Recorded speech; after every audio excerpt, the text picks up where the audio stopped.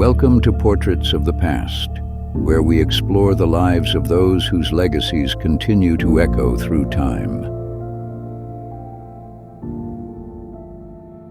He came from the eastern steppe with nothing but a horse and a reputation. By the time he was finished, he had brought the Roman Empire to its knees, extracted fortunes in gold from emperors who feared even saying his name, and carved a path of destruction across Europe that historians are still measuring. His own people called him the Scourge of God. His enemies called him something worse. Tonight, on Portraits of the Past, the complete story of Attila the Hun, across 4 chapters from the assassination that gave him absolute power to the papal encounter that may have saved Rome itself. Part 1. The murder of his own brother Bleda, and how Attila seized sole command of the most feared army in the known world. Part 2. The campaign that brought his forces to the gates of Rome and nearly ended the Western Empire forever. Part 3.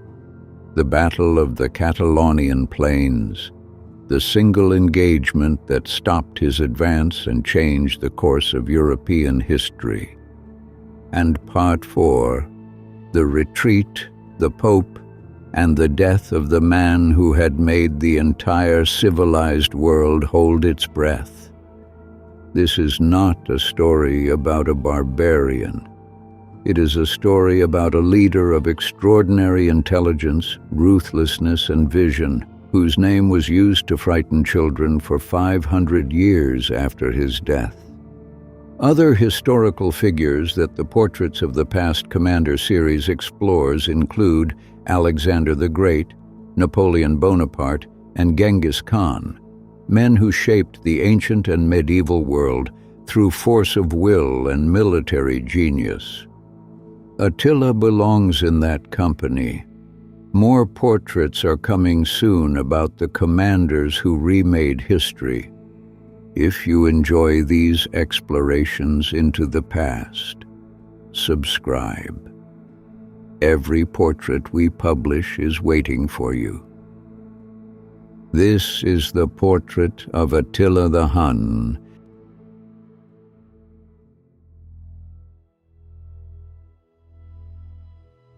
The steppe does not forgive silence, it absorbs it.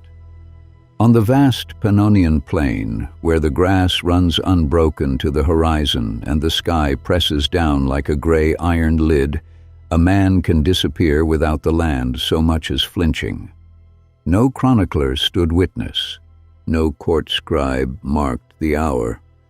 What survives in the scattered fragments of Jordanes and the careful observations of the Byzantine diplomat Priscus is only the cold outline of what happened. That Bleda, co-king of the Hunnic Empire, rode out and did not return, and that his brother had seen to it. The year was somewhere around 445 CE. The exact method, the precise location, the last words spoken, all of it consumed by the silence of a world that kept few records of its own violence. But the outcome was written in the architecture of what followed.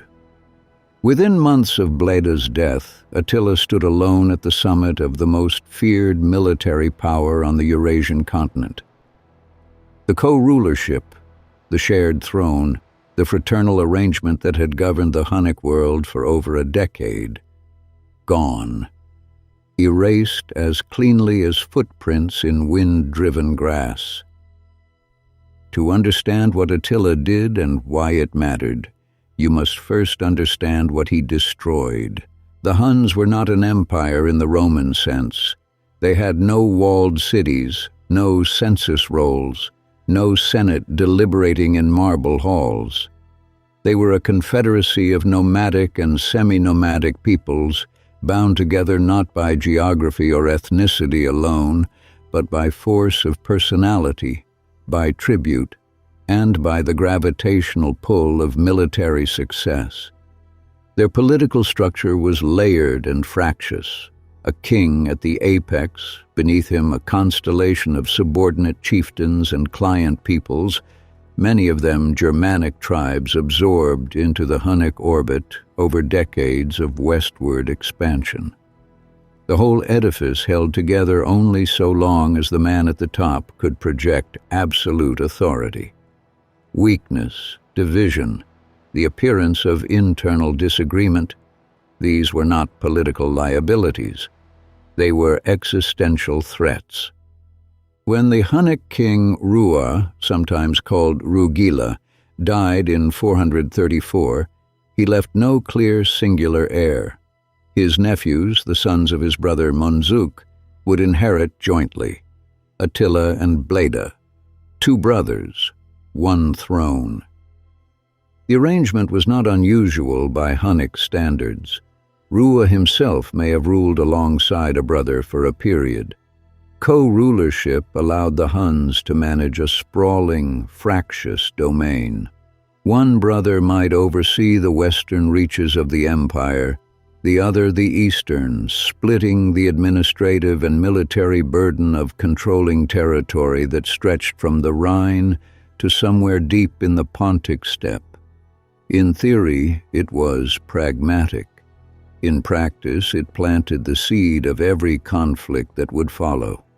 Of Bleda, we know frustratingly little. He is a shadow beside the sun of his brother's legacy.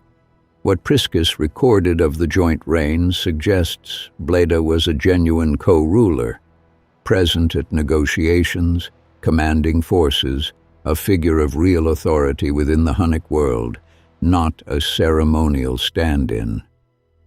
There is an account, likely apocryphal but telling in what it implies, that Bleda kept a Moorish dwarf at his court for amusement, a figure named Zurkon, misshapen and absurd, who had been brought west as a curiosity and installed in Bleda's hall as a kind of living jest. Priscus, who later visited the Hunnic court himself and recorded what he witnessed with the precision of a man who understood he was watching history, noted that Zurkon's mere appearance at feasts, his gait, his garbled speech, his borrowed armor fitted to a body built for ridicule, was enough to set the Hunnic nobility into fits of laughter.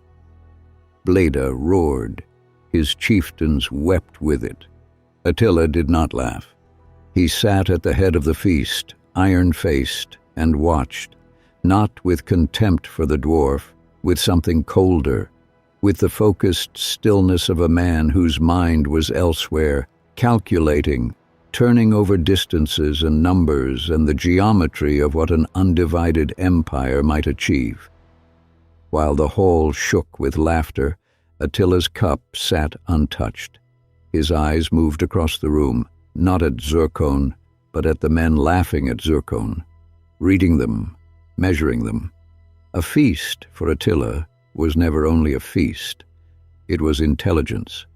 That detail, one man still in a room convulsed with laughter, may be the most precise portrait history has left us of what separated the two brothers. Bleda enjoyed what power had given him. Attila was thinking about what power had not yet given him.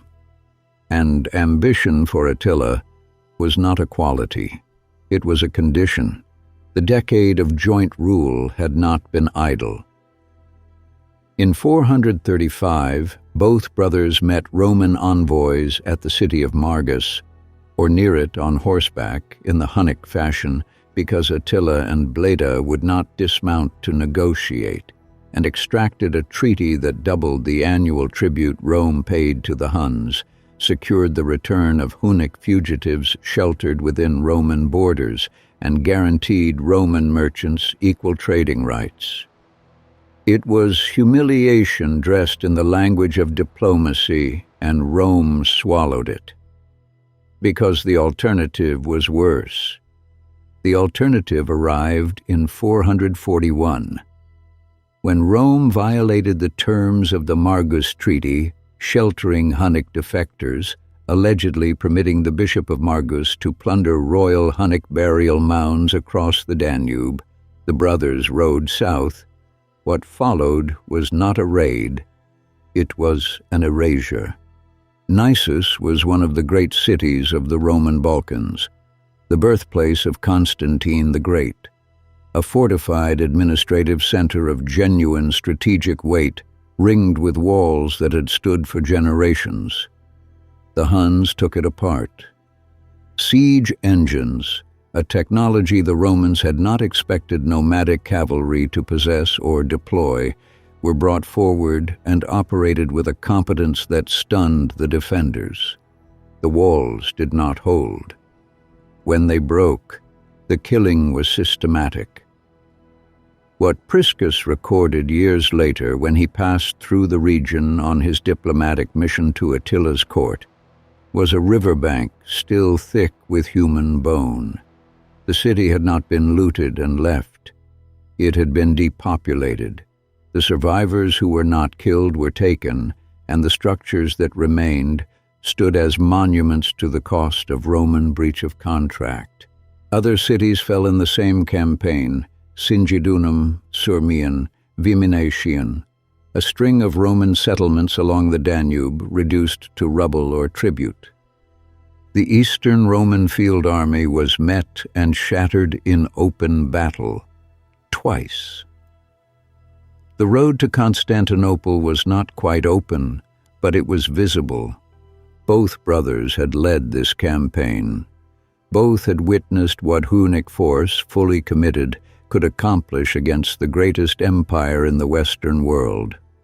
The Eastern court, trembling and bankrupt of military options, sued for peace and paid a staggering indemnity: 6,000 pounds of gold to settle arrears and 2,100 pounds annually thereafter. Rome had been made to pay for its own humiliation. Attila had seen what was possible, and he had seen what a shared command cost him. At some point, the sources place it around 445, though the precision is contested, the brothers rode out to hunt. This was not unusual. The hunt was the grammar of Hunnic masculine life, the same horsemanship, the same reading of terrain, the same controlled aggression that made Hunnic cavalry the most feared in the world was rehearsed and refined in the pursuit of game across the open plain. A hunting party moved fast and spread wide. It fragmented by necessity, each rider following the arc of his quarry into the long grass and the broken ground beyond. Men disappeared from one another's sight for hours at a time. The steppe swallowed them in ones and twos. Bleda rode out. The grass closed behind him. Whether Attila was close when it happened or whether he had arranged it through another man's hand, the sources do not say. What they say is that Bleda did not return. Jordanes, drawing on sources now lost, states plainly that Attila killed him. The hunting accident framing clung to the event across centuries, not because it was convincing, but because it was useful. A death in the field required no tribunal, no accusation, no division of loyalties among the chieftains. It simply was. The steppe had taken him. These things happened. No revolt followed. No coalition of chiefs rose to demand justice for the slain king. The Hunnic court absorbed the death and continued. This, perhaps, tells us more than any detail of the killing itself. It tells us that Attila had already done the political work before the deed was done, that loyalty had been built or bought or coerced, that the men who might have objected had already calculated the cost of objection. The silence that followed Bleda's death was not grief. It was recognition. Attila was now, without qualification, the singular ruler of the Hunnic Empire. Every chieftain answered to him alone. Every tribute stream flowed to a single hand. Every military decision passed through a single will. The fractured geometry of the co-kingship collapsed, and what replaced it was something the Hunnic world had rarely, if ever, produced.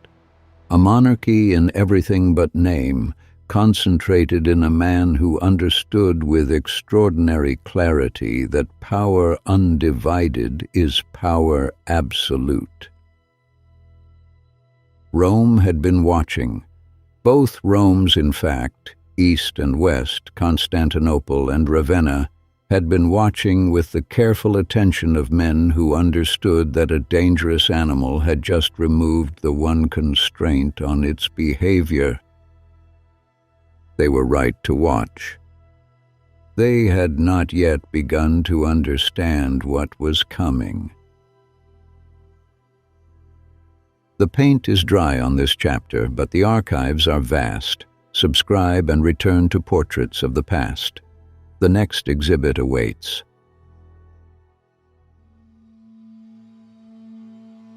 The river was still when they crossed it. That is the detail that stays with you if you read the accounts carefully enough. No great storm, no omen in the sky. The Danube, wide and cold in the early weeks of the year 447 CE, simply received them. 10,000 horses, then 20, then more than any Roman garrison commander on the southern bank had the capacity to count or the time to report. The sentries who saw the crossing from the walls of their small forts knew, in the way that men know things before their minds have formed the words, that what they were watching was not a raid. Raids end. What crossed the Danube in the spring of 447 did not intend to end. It intended to arrive. Attila had consolidated the Hunnic Empire 2 years prior, in the manner of men who understand that power shared is power diminished.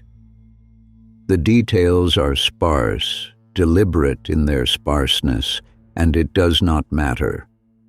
What matters is that by 445 there was one king on the steppe, one hand on the reins of the most formidable mobile military force in the known world, and that king had been watching Constantinople for years with the patience of a man who knows he will not need to hurry. He had reasons. He always had reasons. That was the thing about Attila that his enemies could never quite accept, that there was a mind behind the fire, not merely appetite. The Eastern Roman court under the Emperor Theodosius had fallen behind on tribute. The arrangement was old by now. Gold, in significant annual quantities, paid to the Huns in exchange for the Huns not doing precisely what they were capable of doing.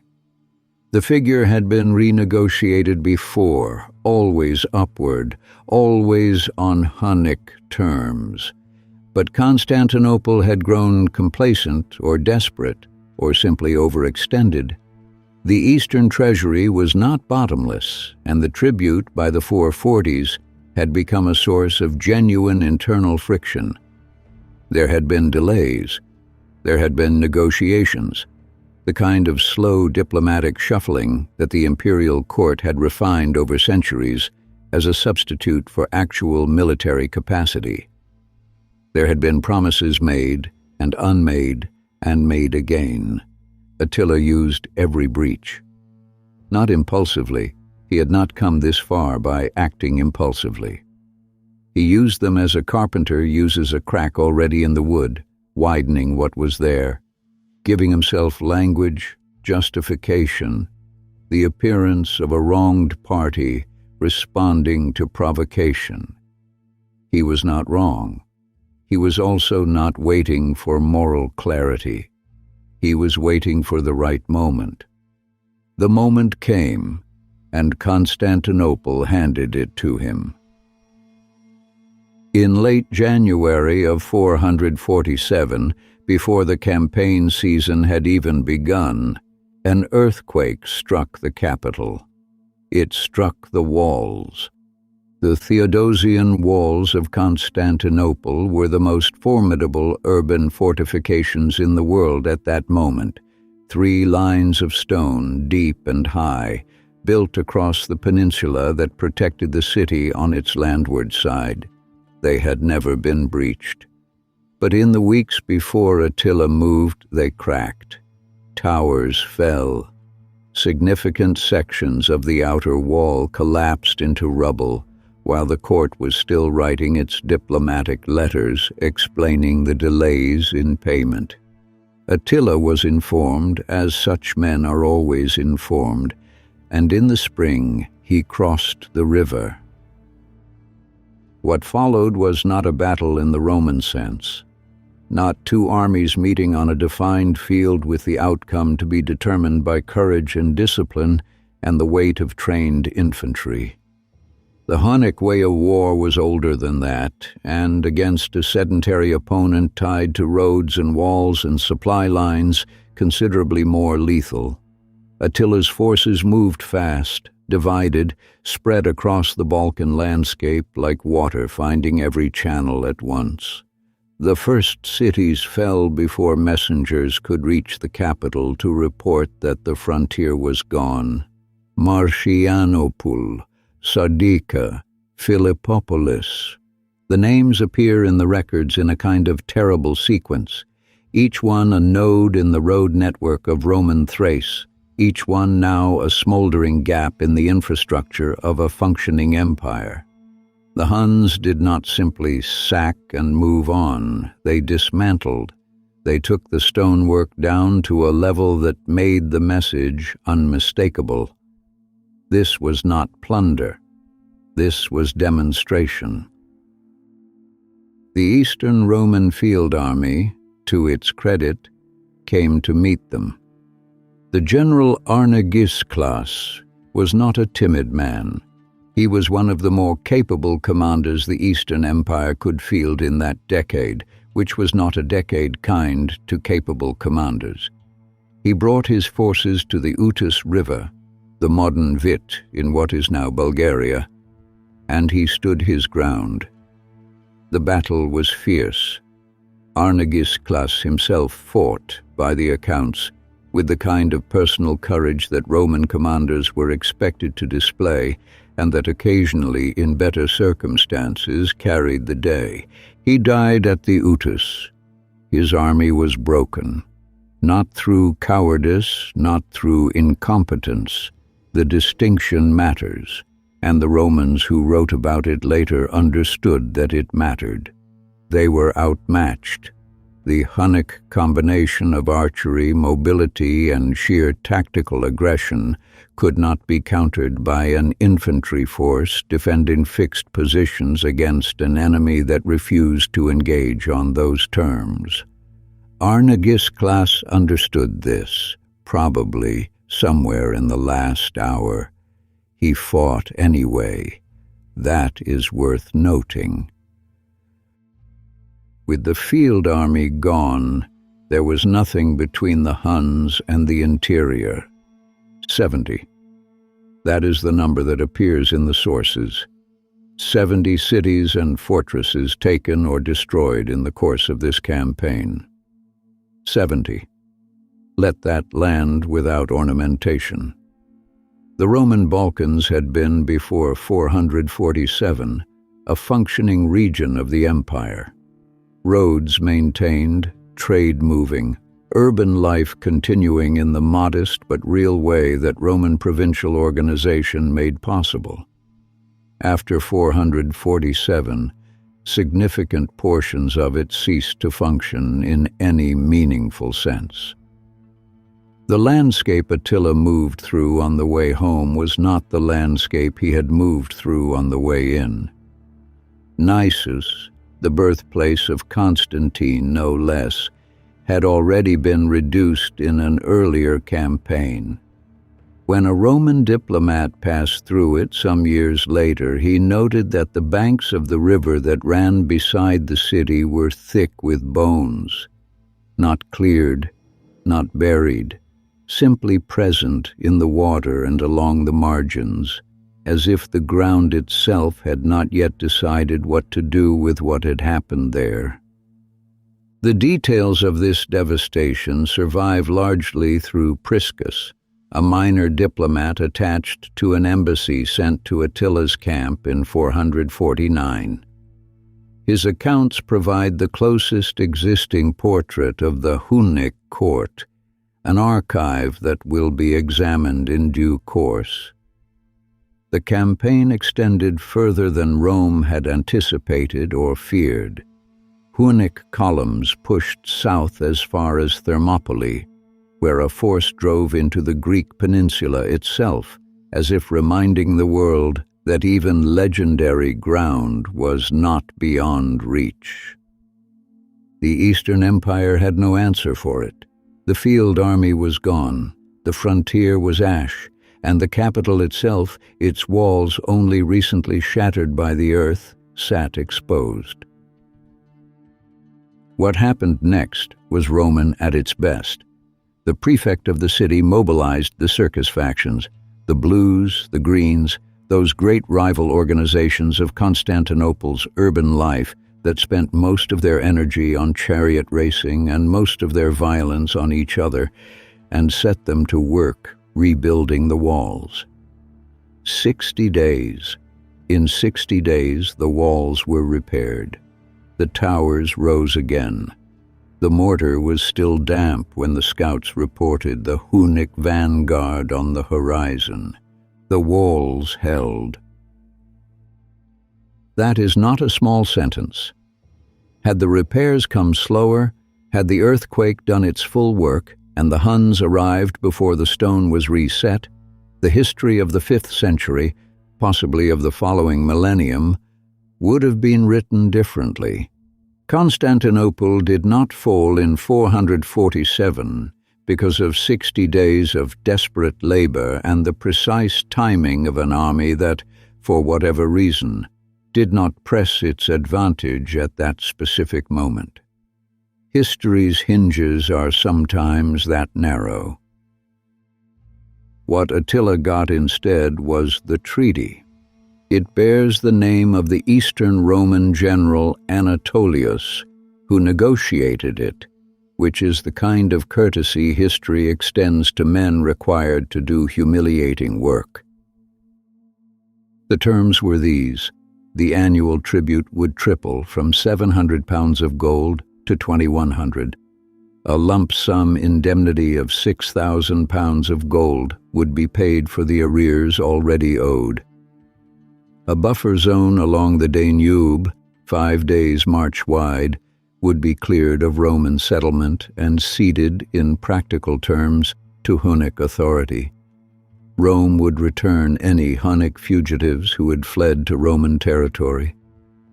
The Eastern Empire did not negotiate these terms from a position of strength. It paid them to be left alone. The Huns withdrew north, across the Danube, back into the steppe. The treaty was signed.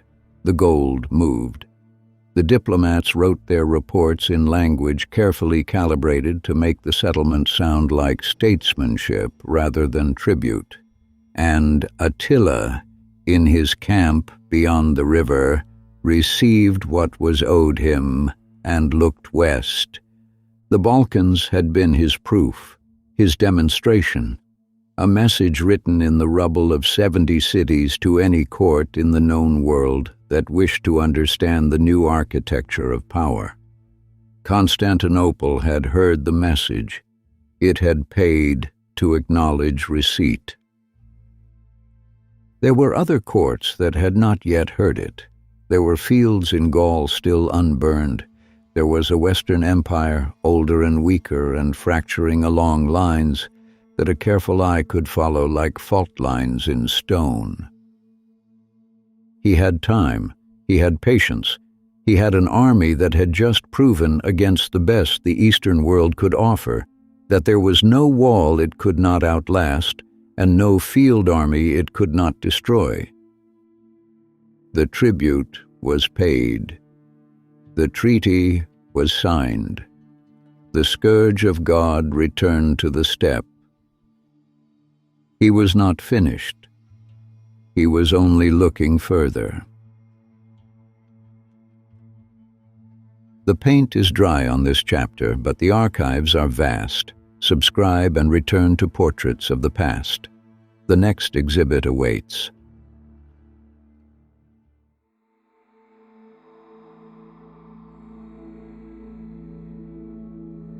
He had been a hostage among them once.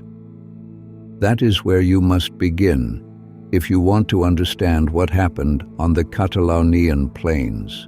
Not with armies, not with the geometry of coalition politics or the slow fracturing of an empire, with a boy, a Roman boy of good family, given to the Huns as surety for a treaty, living for years in the steppe encampments, learning to read the land the way their riders read it, horizon to horizon, every fold of ground a tactical question, every distant dust cloud a piece of intelligence.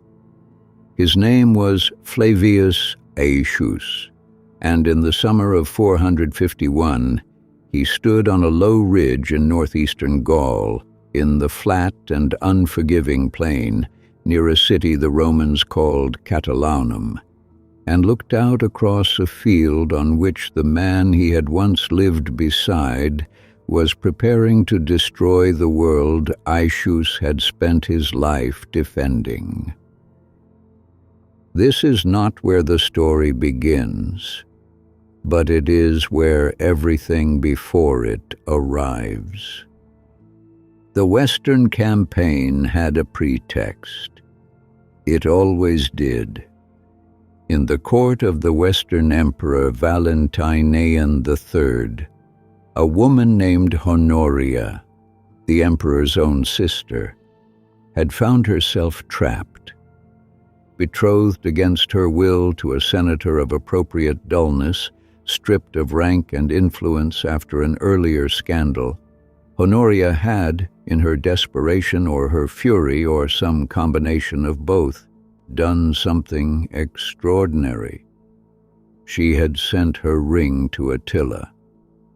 The ring, by some accounts, accompanied a letter. The letter, by some accounts, was a plea for rescue. Whether Honoria intended this as a marriage proposal, a diplomatic gambit, or merely an act of defiance aimed at her brother rather than the king of the Huns, the record does not resolve it with any certainty. What the record does say is that Attila chose to treat it as an offer. He claimed Honoria as his bride. He claimed half of the Western Empire as her dowry. A man of Attila's intelligence did not require a princess to justify what he was already planning. He required a princess to put the Western court in the position of refusing him something he could claim was rightfully his. Rome's own imperial family had furnished the pretext. That was the point. That was the kind of leverage a careful mind treasured and exploited without hesitation. In the early months of 451, the Huns crossed the Rhine. Metz fell first, then the Litany, Reims, Trier, the cities of the Rhineland corridor, struck in sequence with the same systematic methodology that had reduced the Balkans to rubble and bone. The Hunnic advance did not move through Gaul like a raid. It moved like weather, uncontainable, arriving everywhere at once, preceded by the specific terror of a region that had heard what happened in the east, but had never yet learned it firsthand. The smoke rose over cities that had stood for 3 centuries. The roads filled with refugees moving ahead of an army they had no capacity to count or contain. In the churches and the hill forts and the walled towns that tried to hold, the question being asked was always the same: how long before it arrives here? It was Aetius who stood between the advance and everything west of it. He was not a straightforward man, and it would be a mistake to make him one. His career was a labyrinth of alliance and betrayal, of Hunnic mercenaries deployed to settle Roman civil disputes, of political enemies outmaneuvered and eliminated with a coldness that would have impressed Attila himself. He had used the Huns before, had called on their cavalry when Roman factions needed breaking. He understood what they were and what they could accomplish because he had lived inside their world at the age when the mind absorbs everything. But the man who had once found in the Huns a useful instrument now faced them as an existential threat, and he understood something about that threat that no one else in the Western Empire understood with the same precision. He understood that the only way to stop it was to build a coalition it could not outlast. The Visigoths had settled in southwestern Gaul by treaty, their kingdom centered in Aquitaine, their king a man named Theodoric I, old now and battle-hardened, whose history with Rome was long and mostly hostile. Romans and Visigoths had been enemies within living memory. They had been enemies within Theodoric's own memory. The wounds between them had not fully closed. Aetius went to him anyway, he had nothing else, and Theodoric understood what the Hunnic advance through Gaul meant for a Visigoth kingdom that sat directly in its path. The alliance that followed was not comfortable. It was not generous. It was made under the pressure of a shared catastrophe, sealed by the logic of immediate survival, and held together by nothing more enduring than the reality of an enemy that would not stop at the Visigoth border any more than it had stopped at the Roman one. They marched. By June of 451, two of the largest armies ever assembled on Western soil had arrived at the flat, open ground near Catalaunian. The plains stretched wide and pale in the summer heat. The sky was enormous over it. And at the center of the field, a low ridge rose, not dramatic in itself, not steep enough to constitute a fortress, but tactically decisive in the way that modest ground often is. Whoever held the height held the angles of attack. Whoever held the ridge would dictate what came next. Both sides saw it at the same moment. The race for the ridge defined what followed. Aetius held the left flank.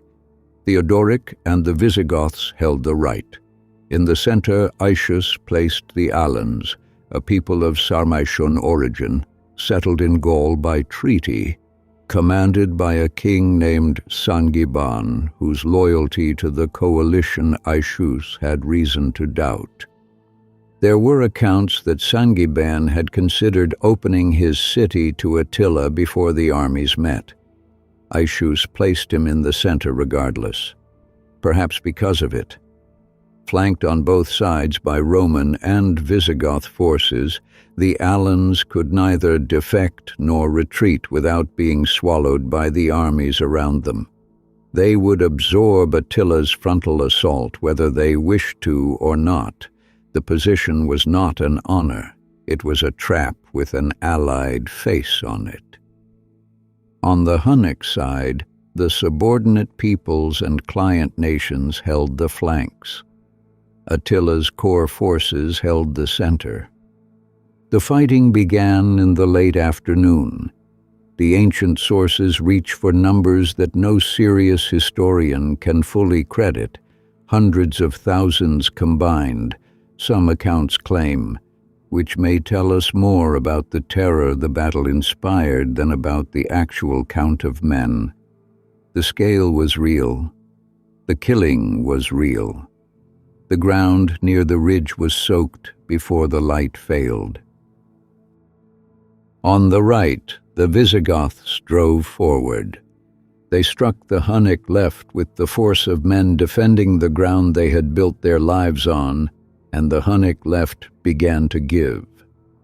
In the chaos of the advance, the press of cavalry, the dust, the noise of an engagement without clean edges or clear lines, Theodoric fell, unhorsed, trampled. The accounts disagree on the precise detail and agree entirely on the outcome. The old king was dead. His son Thorismund did not yet know it.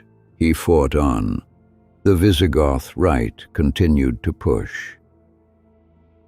The Hunnic line broke, not shattered, not destroyed, but bent back, bent inward, driven from the ridge it had raced to hold.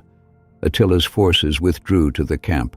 The wagons were drawn into a circle, the ancient steppe formation that transformed a camp into a fortress. And behind those wagons in the gathering dark, the Huns held their position and waited. It was the first time in his career as sole ruler that Attila had ordered a retreat. The Allied forces did not press through the night. By morning, the field had hardened into something close to stalemate. The Huns fortified behind their lager of wagons. The coalition massed outside it, the question of what came next hanging over the plain like the smoke still drifting from the churned ground between them. And then Aetius made his decision. He did not attack. He allowed Thorismund, newly king, burning with the specific fury of a man who had just lost his father and still possessed an army capable of pressing the destruction to its conclusion, to be persuaded to withdraw. Whether what Aetius offered was counsel or manipulation, the architecture of it was this: return to Toulouse, secure your throne before your brothers can contest it. The Huns are contained and will not remain. Thorismund withdrew. The Huns withdrew. Across the Rhine, back into the steppe, intact. The historians who have sat with this decision over the centuries have never fully resolved it. An army that could have been destroyed was allowed to leave. The most dangerous military force in the Western world crossed back over the river bloodied, diminished but unbroken. Its commanders still alive, its capacity for violence still present, its direction only temporarily without a target. Aetius understood this. A Roman Empire capable of destroying Attila without Visigoth help did not exist. A Roman Empire that had just destroyed Attila with Visigoth help would face, in the immediate aftermath, a Visigoth kingdom with no remaining reason to cooperate and every remaining incentive to expand. Aetius had built his authority, his entire position within the Western court, on the necessity of the Hunnic threat as a counterweight to Gothic power. Remove the threat, and he removed himself. He needed Attila to survive, not indefinitely, just long enough to remain useful. What that calculation would cost the Italian cities that lay south of the Alps in the campaign season that followed belongs to another chapter. On the Catalaunian Plains, the fire had not been extinguished. It had been banked, contained for a moment, redirected, and somewhere on the far bank of the Rhine, in a camp that had crossed into Gaul expecting to end the campaign in the same manner as all the campaigns that had come before it, a man sat in the stillness of a withdrawal he had not anticipated and understood something new about the world. He had not been broken. He would not have said he was beaten, and in the strictly military sense, he would not have been wrong. The army had withdrawn intact. The capacity remained. The horizon was still full of possibility for a man willing to look at it without sentiment, but the Balkans had given way. Constantinople had paid. Every campaign of his career as sole ruler had ended with Rome diminished and the Huns advanced. This one had not. He looked south. He looked at the mountains that separated the plain from the Italian peninsula, at the roads that ran through them, at the cities they led to. A man of his precision had always known those roads were there. Not defeat, recalibration. The paint is dry on this chapter, but the archives are vast. Subscribe and return to portraits of the past. The next exhibit awaits.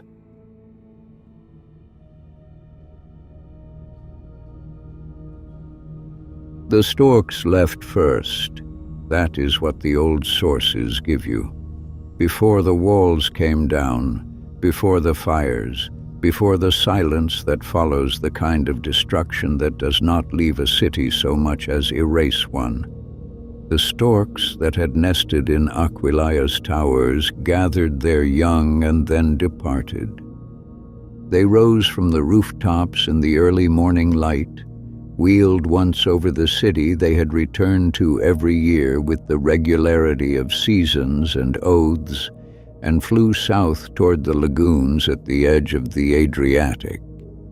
Attila watched them go. His siege had been in place for months.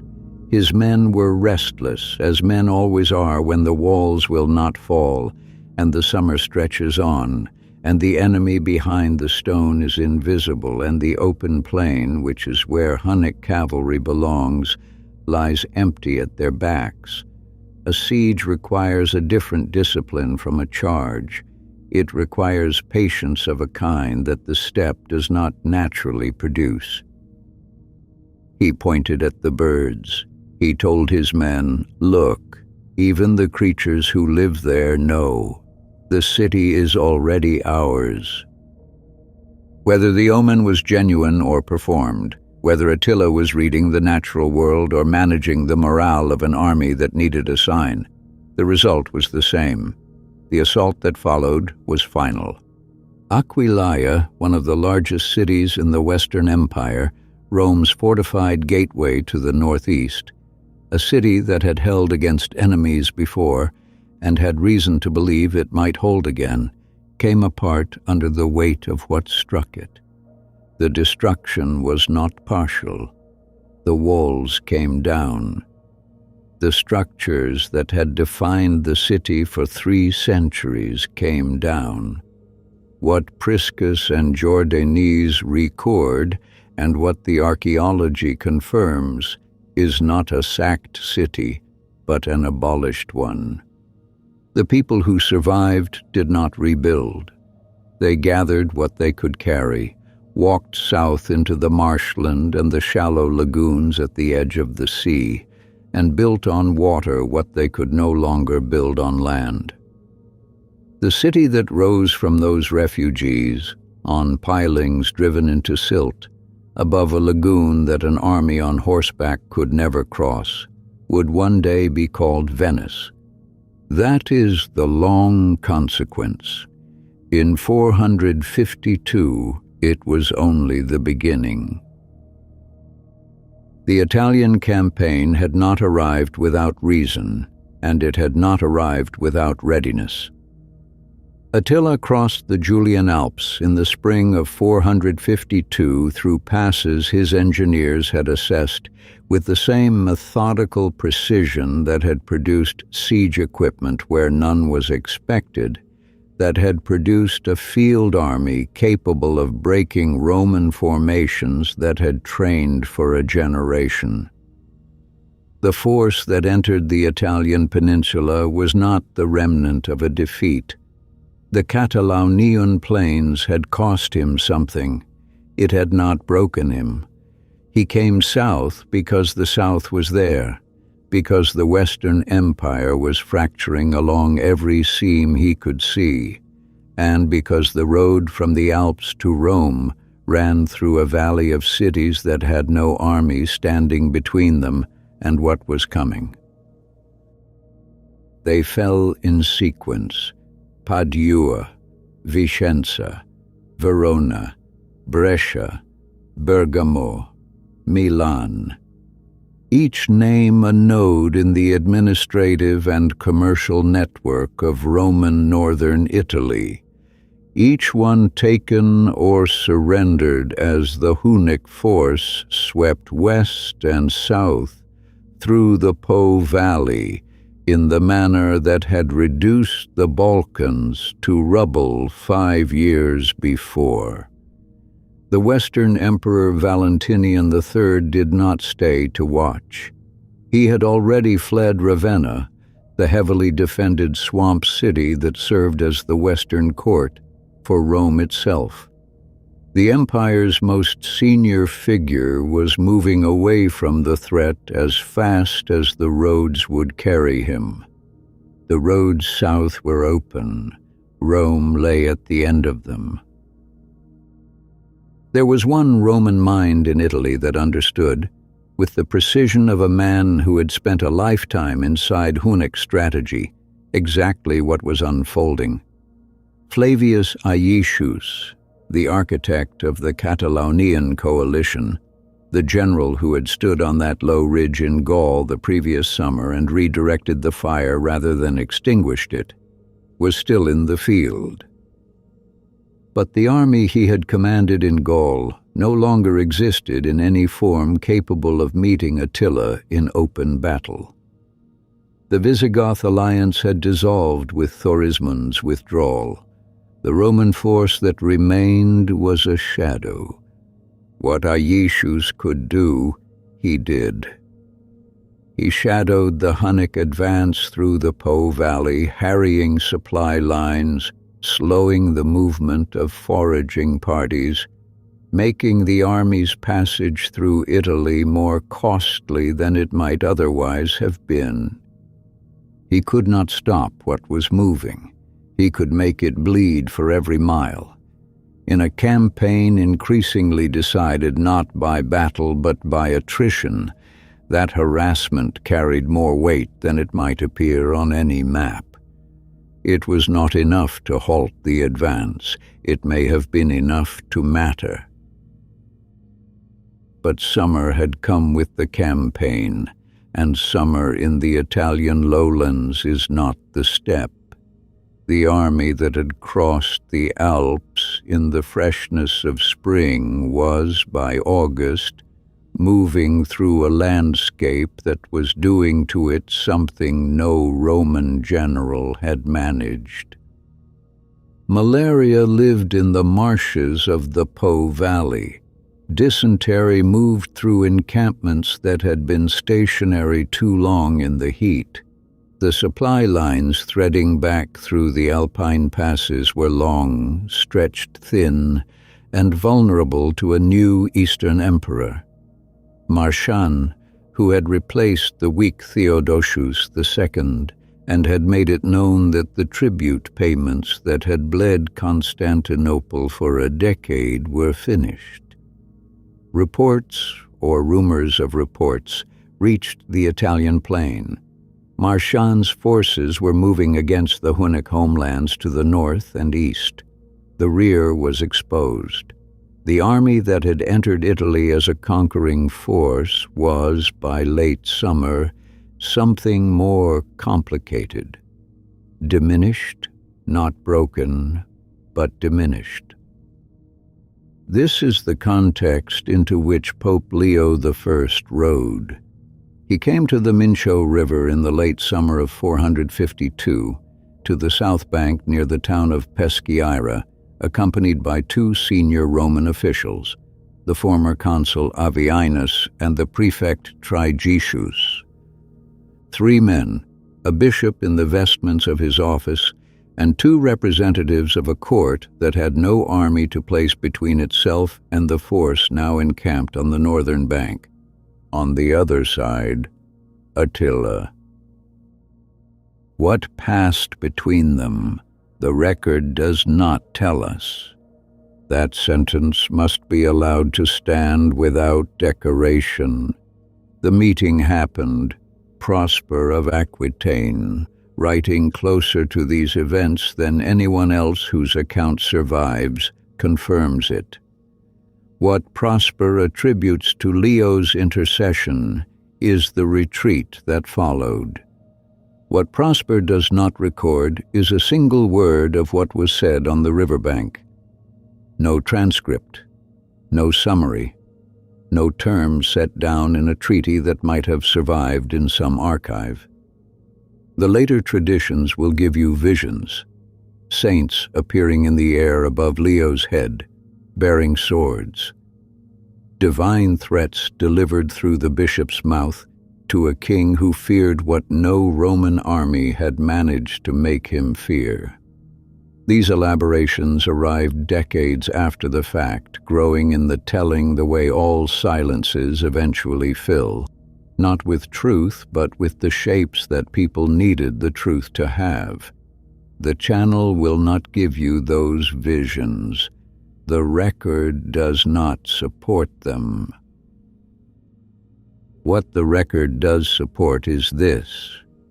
A man who had never needed to stop before chose on that riverbank to stop. And the serious explanations for why are not mutually exclusive, and none of them is complete. The army was sick. The supply lines were long. Marchan was moving in the east. Aieschus was bleeding the foraging parties dry in the hills to the north. Rome, by late summer, was not the certainty it had appeared to be in the spring, when the army was fresh and the cities of the north were falling without resistance. A siege of Rome, the real Rome, the walled city, not the provincial towns of the Veneto, would have demanded a force in better condition than the one now standing beside the Mincio. The calculus of a commander who understood his own army's limits might have produced a withdrawal on purely practical grounds. And Leo might have offered terms, tribute perhaps, concessions, the language of a church that understood negotiation as a form of power and had been practicing it for a century. A man of Leo's capabilities, he was not a simple figure. He was a political operator of the first order, as formidable in the machinery of late Roman ecclesiastical politics as any general in the field, did not travel to that riverbank with only prayers in his luggage. Perhaps all of it is true at once. Perhaps the sickness and the supply lines made withdrawal thinkable, and Marchan's movements in the east made it prudent, and Aieschus's harassment had worn the margins thinner than any single factor alone could account for, and Leo arrived with terms that made it advantageous. Perhaps the man on the far bank looked at the Bishop of Rome standing in the summer dust and understood something about what taking the city would cost against what leaving it might still provide. We do not know. The meeting happened, the retreat followed. The silence between them is one of the genuinely unanswered questions of the ancient world, and it will remain so. The Huns withdrew across the Alps, back to the plain, back to the steppe and the camp and the world Attila had ruled alone since the Pannonian grass had closed over his brother 8 years before. He did not live to plan the next campaign. In 453, Attila took a new wife. Her name was Ildico, Germanic, possibly Burgundian, young, about whom history has preserved almost nothing beyond the fact that she was there in the bridal chamber on the last night of his life. The feast that preceded the wedding was, by Priscus's account, substantial. It was the kind of celebration that a king of the Huns threw when the occasion warranted it, and a wedding warranted it. The drinking was significant. The hour at which the celebration ended was late. In the morning, when the wedding party came to the door and received no answer, they waited. Then they knocked. Then they called. The silence on the other side was the wrong kind. They broke the door down. Ildiko was sitting beside the bed, weeping. Attila lay on his back. There was blood, not a wound, not a blade, not the mark of any enemy, but blood from within.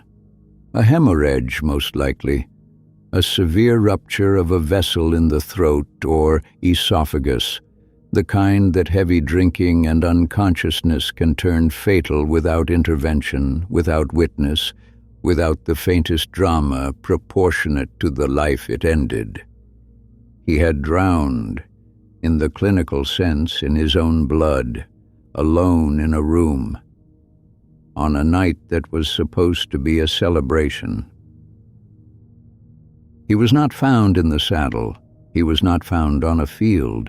He was not cut down by an enemy who could be named and remembered and made to stand for something. He was found in a bed, on a pillow, by a frightened young woman who had spent the night beside him, not knowing whether to call for help or wait, and who would spend the rest of her life defined entirely by what she witnessed in those hours. The Hunnic court, which had built its understanding of greatness on the grammar of the battlefield, did not know what to do with this death. The rumors began almost immediately.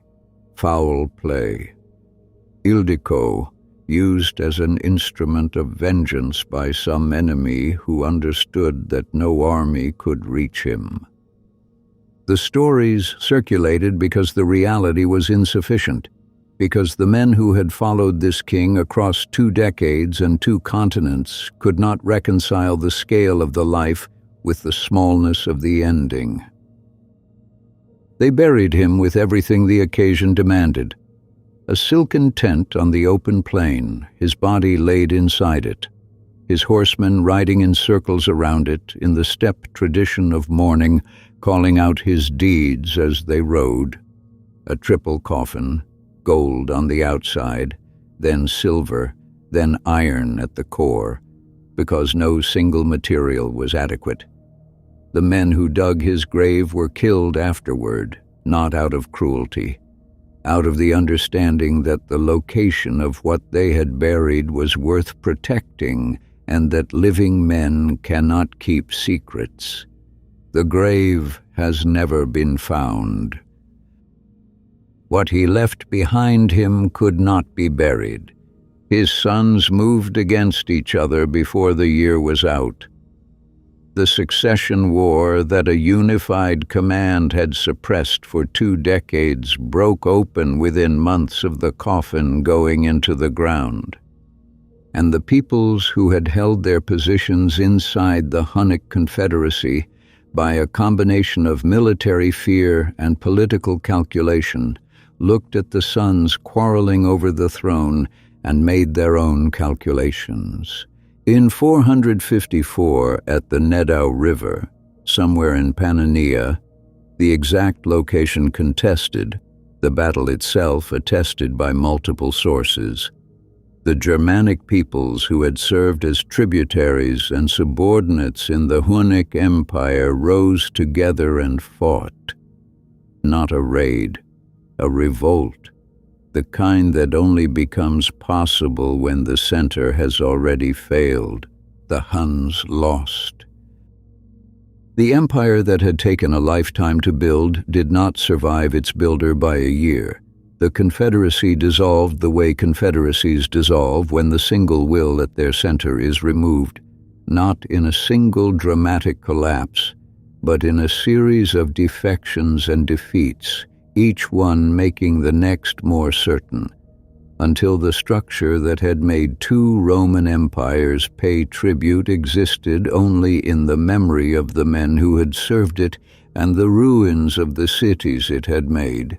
The steppe absorbed it, as it absorbs everything, without flinching. What remains is the outline in the archive. The brother who rode out onto the Pannonian plain and was swallowed by its silence. The Byzantine diplomat recording what he witnessed with the precision of a man who understood he was watching something that would not come again. The bones along the river bank at Nissus, still present when a Roman mission passed through years after the city had been erased. The walls of Constantinople repaired in 60 days by circus factions, still damp with mortar when the vanguard arrived. A stork lifting from a rooftop, carrying its young south toward the water. A bishop in his vestments, standing on a river bank, speaking words no one wrote down, to a man who had never needed to stop before. And somewhere in the ground of a plain we cannot locate, a triple coffin, gold, silver, iron, holding what was left of a man who had understood with absolute clarity that power undivided is power absolute, and who proved it against the two greatest empires in the world, and who died in a room with blood on the pillow, while a frightened woman sat beside him in the dark, waiting for the morning.